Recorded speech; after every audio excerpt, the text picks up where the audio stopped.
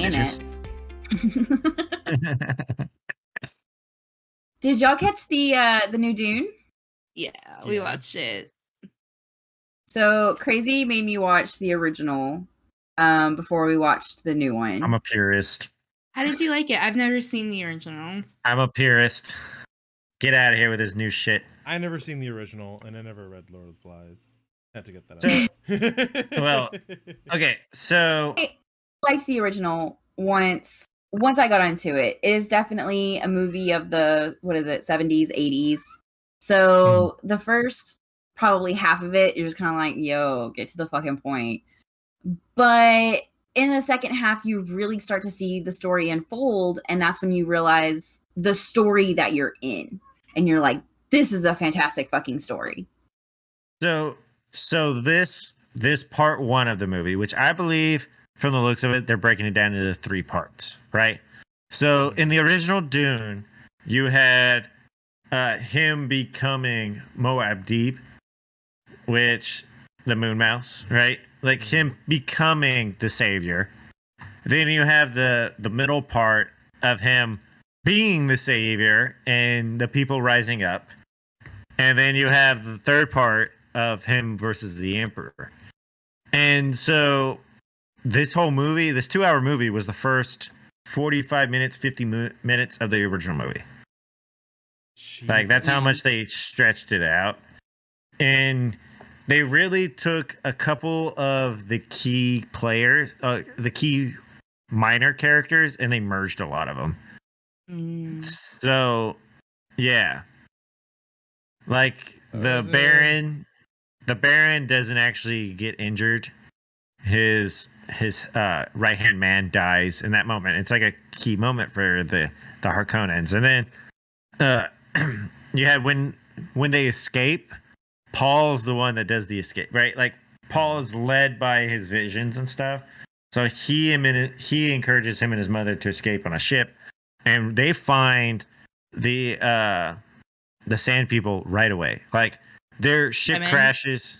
Yeah. And they find them right away. And then he goes through a journey with them. And his mother becomes like a religious figure to them. She takes over as their mother superior in a way and does that. And then he's able to learn his power. That's how he learns his powers and develops it all until he becomes the man and he rides a sandworm, right? Once he rides a sandworm, he's the savior. So that was like the kind of like them introducing the sandworms all like coming up and surrounding him. Made kind of sense, but again, it was like a little too early and a little too before he developed his powers. When watching the original, getting through it, it's a little rough, but it's worth it to have that backstory and watching the new one. See, that's what I was thinking was missing from this story, because I felt like, okay, now what's going on? Like, the only thing that kept me going, honestly, in the first like 30, 45 minutes of the movie was Oscar Isaac. Yeah. Oh yeah, no, that's what I didn't like, right? So they stretched out 45 minutes to 50 minutes to 2 hours, and that sounds like a great thing, but they stretched out the wrong parts. Like, they took the parts that were already the long parts and made those longer, and kind of changed the like. So one thing's funny, right? In the original movie, Duncan is played by Sir Patrick. Ooh, I got you. Really? Yeah. Sir Ian McKellen? No. His best friend. Sir Patrick Stewart. Oh, Patrick Stewart. Okay, gotcha. So Patrick Stewart has this, like, he's still bald, but he has, like, really long hair on the back. But, yeah, so they kind of changed his, like, he doesn't die. He's actually a really big part and is building his army. Okay. Like, Duncan helps him do that because there's the whole. So Duncan escapes and Paul escapes separately, right? Duncan got drafted into the other group, and Paul was in a different village, like a ways. And then after 2 years of battling, they finally meet on the battlefield and like, hey, I know you. And then bam, he proves himself the man, and they give him his own personal army. Like Wow.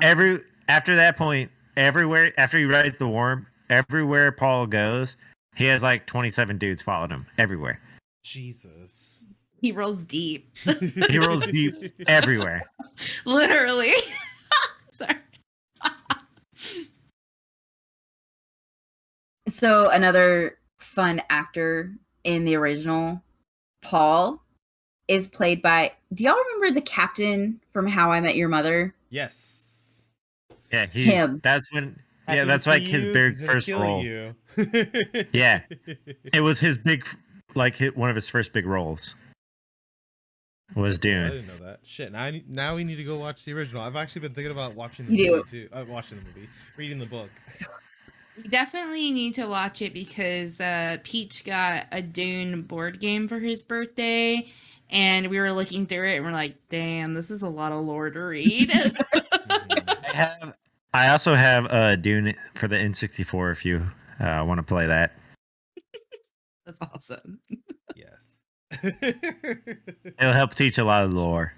Okay. Okay. So yeah, at that point you have your big three factions, right? Mhm. You have the witches, with the ladies you saw. They're like more the religious portion of it. The Harkonnens are the warriors, and the Atreides are the smart. Like their technology has made them the best warriors. Yeah. Yeah. I remember Where that the was a big part of the movie. Harkonnens were brute force. Like they were the roided out guys. Mhm. And that's why I was surprised Batista was so small, because even in the original, like the Harkonnens are really big, muscular guys. It was cool to see Drax. Yeah. I thought That's he was already Batista. pretty big. Are they supposed to be bigger? Like Yeah, bigger, muscular? Because like the Batista's person like he 6 feet. yeah, no, the person he was playing is like 8 foot, 400 pounds. Oh fuck. Shit. Okay. Like in the game, that's how it is. I think where he's at. Hmm. Shit, I didn't realize he was supposed to be that tall. Okay. Yeah, like Ethan's like a connoisseur when it comes to Dune. Right? It was the first computer game I ever got on my Windows 98, and then I got it for N64, so I've been playing it for a very long time. The game, the movie, been a big fan.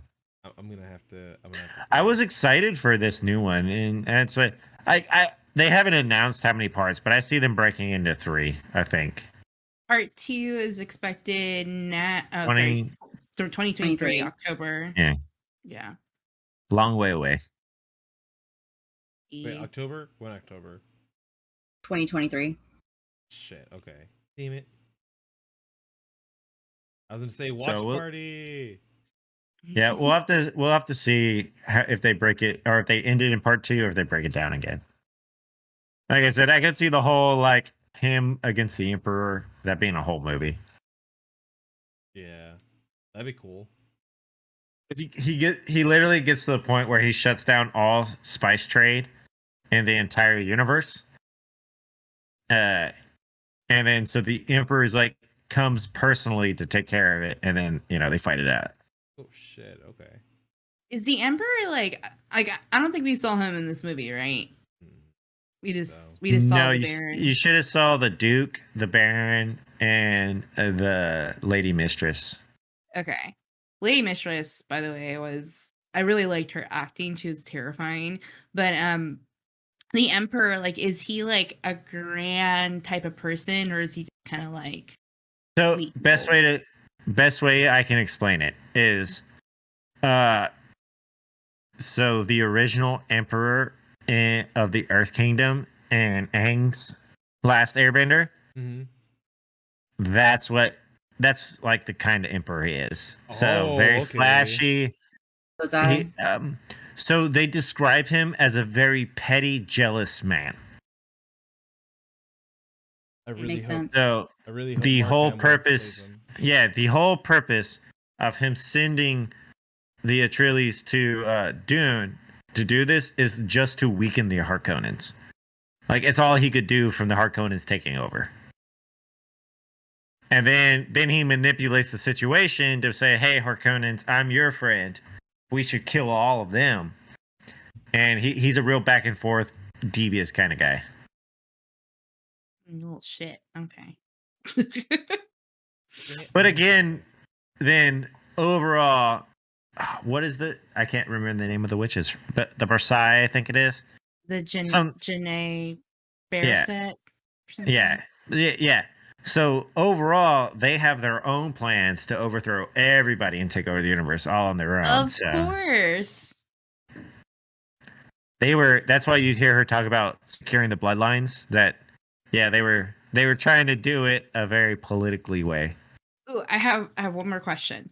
So in the remake, when the lady mistress is talking to the mom, and she tells her, you should have had a daughter, like it would have been, would their power been stronger in the daughter, or like how?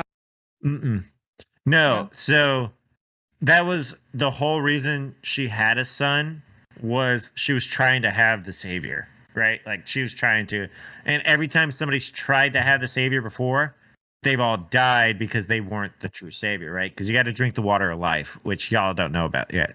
So damn it. Yeah. When you get into the next movie, we'll get into it. So they have a thing called the water of life, and every mother superior, we just call it that to make it easy for everybody. They drink the water of life, and it gives them ultimate powers, right? They unlocks all their true powers. So when he drinks it, he's the only man that can drink it, and when he does, he unlocks all the powers that are possible. Damn. Okay. But so they wanted her to have a daughter, right? So that what their idea was that she would have daughters. They could marry her daughters to the Harkonnens, and since they already had the Atreides house locked down under their power, they could do the Harkonnens, and then they could use that as a stepping stone to take over the Emperor. Because Game of Thrones in space. Yeah, Star Wars aspects. The Emperor only has daughters, as he mentioned in the movie. So if they could have a daughter of the Atreides with a son of the Harkonnens have a son, that son could marry the Emperor's daughter, and then he would have been the savior and the ultimate power in the universe. But this kind of threw a wrench in their plans, but it all works out in the long run. Yeah. They just don't have control over Paul. Good, and they shouldn't. Yeah. Don't drink the blue juice, Paul. Not worth it. Don't drink the blue. It's totally worth it. Well, that wraps up another great episode. And don't forget to join our amazing and supportive community on Discord. In our Discord, you can find game nights, watch parties, food pics, Dungeons and Dragons, and more. What's not to love about that? We have a little something for everyone. Head over to our website, officialmillennials.com, and you'll find more info, especially our featured Gamer of the Week.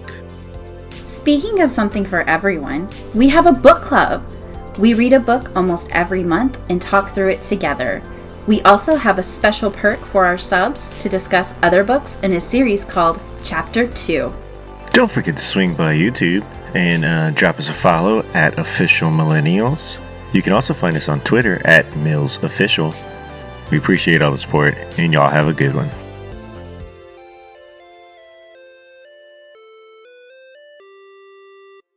This is an Official Millennials production.